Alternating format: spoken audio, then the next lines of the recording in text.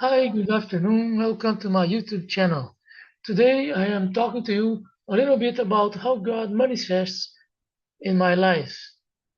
So I believe I have been feeling the presence of God in my life since I was born, only that I could not understand and perceive it from those days.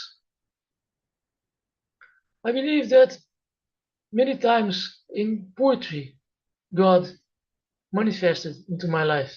For example, if I was listening to Bach, the composer, in those days, I thought the beauty was wholly a work of Bach.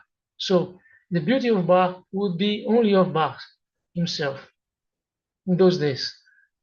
However, nowadays I ponder if there was not a collaboration between Bach and God to provide me a moment of peace and poetry in those days. So this is my theory that the poetry that we experience in our lives comes from the poet himself and from God. You see? So maybe you read a very interesting book and you feel enchanted by the book. This enchantment is produced by the author of the book himself and by God. It's a partnership between human and God, in my opinion. So many times that I felt poetry and peace in my life, that came from God, and I was unaware of that. I only came to think about God more recently into my life. More recently, I started perceiving something more precise, something more clear to me that comes from the outside, comes from an energy perhaps that there is in this planet. You see? So in this planet we live in, there is a strange energy that cannot be assessed through technology, but that, however, is able to enter our minds and provide us joy in our lives, peace and joy in our lives. I think peace and joy are similar concepts, if not the same concept. So this energy provides that in our lives. You see, it's weird because how can an energy identify a person who is good-willing, peaceful, and provide some help to this person, and identify a person who is not a collaborative person at all? How does this energy do to identify who's good, who's bad?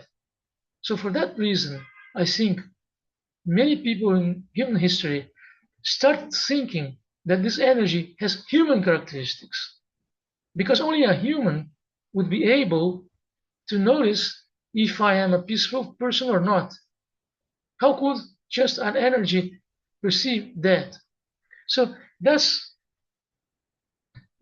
an interesting question, and no easy answer to that, because it may be that it's not human, and for some reason it identifies a peaceful person. You see? So at the end of the day, what happens is that if you are a good, willing, collaborative, good person, at the end of the day, this energy will help you, will provide you joy in your life. At the end of the day, it is that. Is that human? Is that not human? Difficult question, right? How does it manifest in our lives?